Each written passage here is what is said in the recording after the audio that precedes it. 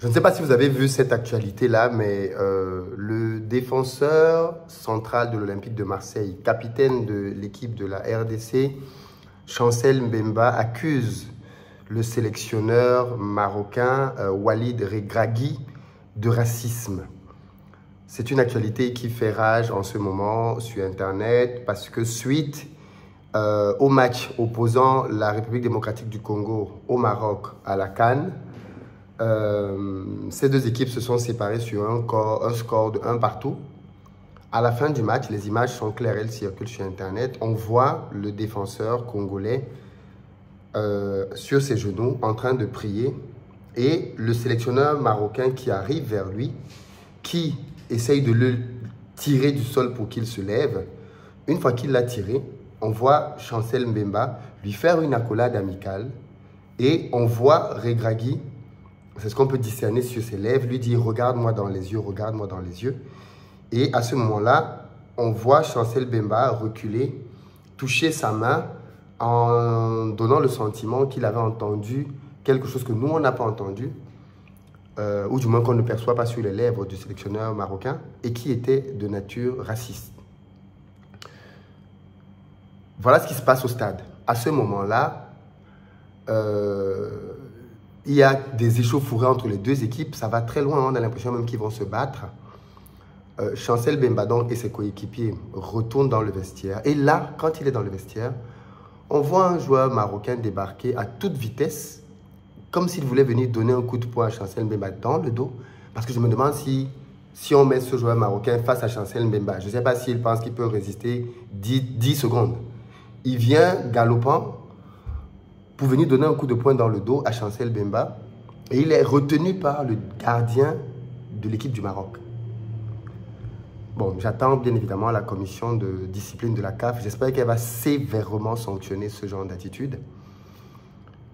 À la fin du match, Chancel Mbemba s'exprime au micro de plusieurs caméras et dit qu'il a été victime de propos racistes de la part de Walid Regragui, sélectionneur qu'il respecte beaucoup, mais qui devrait aussi le respecter. Walid, de son côté, explique que non, bien évidemment, il ne s'agit pas du tout de racisme et que les deux équipes sont allées trop loin sans entrer dans les détails de ce qu'il a lui dit. Voilà ce qui s'est passé au stade. Mais à la suite de cette scène, sur les réseaux sociaux, la fachosphère marocaine se déchaîne et s'en prend à Chancel Mbemba. Des insultes comme vous n'imaginez pas sont proférées contre le joueur. Vous allez sur son compte Instagram et vous allez voir tout ce que des Marocains ont pu dire de raciste contre Chancel Mbemba. Et ceci ramène toujours l'éternelle question des pays maghrébins et leur appartenance au continent africain. On a malheureusement souvent le sentiment que beaucoup de Maghrébins, pas tous, il y a toujours des exceptions, ne se sentent réellement pas africains. Et qu'en fait, le seul moment où ils se sentent africains, c'est quand ils viennent à la CAN. C'est cette compétition de football qui les relie au continent subsaharien, enfin la partie subsaharienne, puisque bien souvent, malheureusement, à beaucoup d'endroits et beaucoup trop de fois, quand il y a un problème, les pays du Maghreb, et pour le coup le Maroc cette fois-ci, et ça c'est manifeste, on ne peut pas le cacher, entrent tout de suite dans des positions racistes. Parce qu'il faut se dire la vérité, ce n'est pas la première fois que des joueurs marocains aient une altercation en compétition officielle. Pas du tout. Les joueurs marocains ont déjà eu des altercations avec plusieurs autres pays. Mais les supporters marocains ne sont pas venus pour commencer à insulter ces autres pays-là qui étaient des blancs de racisme ou de quoi que ce soit. Mais comme l'altercation a lieu avec un subsaharien, un Africain noir, tout de suite, on ramène sa couleur de peau, tout de suite, on l'insulte par rapport à ses origines, on fait des comparaisons avec des animaux, des choses très graves qui sont dites et qui sont présentes sur son compte. Et je ne sais pas comment il faut interpréter ça, parce que récemment encore, c'était le président tunisien qui disait que, en gros, il ne veut plus de subsahariens dans son pays parce que les subsahariens vont venir remplacer les Tunisiens et ils vont occuper toute la place en Tunisie. Donc vraiment, les subsahariens doivent rester chez eux. Après un tollé, il a essayé de se retracter un tout petit peu fondamentalement, mais ce qui devait être dit avait déjà été dit. Et ça, c'était au plus haut sommet de l'État. Et des situations comme celle-ci sont nombreuses. Que ce soit en Algérie, parce que là aussi on a eu la même chose vis-à-vis de l'Algérie. Quand il y a eu le match Cameroun-Algérie et que l'Algérie a perdu à la fin du match à Blida, allez écouter tout ce que les supporters marocains avaient dit de Gassama. On peut ne pas être d'accord avec l'arbitrage de Gassama, mais les insultes qu'il a reçues par la suite ont été très très graves. Parce que bien évidemment, elles ont mis en évidence un racisme énormissime. Énormissime. Et je pense que c'est important, quand ce genre de situation arrive, de se poser pour comprendre d'où ça vient. Il est évident que beaucoup de personnes au Maroc et dans le Maghreb se sentent plus arabes qu'africains. Il faut se dire cette vérité. D'ailleurs, même vous vous rappelez la dernière fois, quand le Maroc était en Coupe du Monde, quand ils ont commencé à franchir les paliers, parce que le Maroc oublie qu'il va à la Coupe du Monde en tant que pays africain, pas comme pays arabe. Il franchit les paliers. Et si vous vous rappelez de cette scène-là, un des joueurs marocains a interviewé à la fin d'un match, je ne sais plus si c'était les quarts de finale, il gagnait pour aller en demi-finale, je ne sais plus trop. Et la première chose qu'il avait dite, c'est que c'est une victoire pour les pays arabes. Voilà un gars qui est à la Coupe du Monde, représentant de l'Afrique.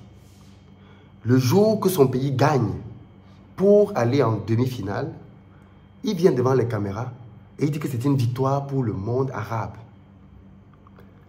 Il y a eu un tollé tout de suite sur Internet, des subsahariens, et il est venu se raviser. Non, vous savez, on est ensemble, c'est l'Afrique. Toujours en train d'essayer de rattraper des choses qui sont dites. Moi, je ne considère pas que ce sont des bourdes. Je pense que ce sont des gens qui expriment juste quelque chose qui est plein en eux. De l'abondance du cœur parle la bouche. Ces gars, pour beaucoup d'entre eux, se sentent plus arabes qu'africains. Et je ne vois pas pourquoi est-ce que il y aurait le besoin d'essayer de nier ça. Si ce n'était que ça. Mais il se trouve que malheureusement, le problème est plus grave parce que ces gens-là, pour beaucoup d'entre eux en tout cas, quand ils s'expriment, ont une condescendance, un mépris et un racisme difficilement explicable vis-à-vis des pays subsahariens. Difficilement explicable. On avait tendance à vouloir accoler cette image spécialement à l'Algérie, mais on constate bien que c'est pas forcément mieux dans les autres pays. Écoutez ce que les gens qui vivent dans ces pays disent. Écoutez ce que les subsahariens qui vivent au Maroc disent. Ce que les subsahariens qui vivent en Tunisie disent, en Algérie disent. Ils disent qu'ils sont victimes au quotidien de racisme, au quotidien de discrimination, parfois même de violence. En Libye aujourd'hui, les Noirs sont traités comme des esclaves. Comme des esclaves, ça reste l'Afrique blanche. Je ne sais pas trop comment sortir de cette situation, parce que bien évidemment, il ne faut pas mettre tout le monde dans le même lot.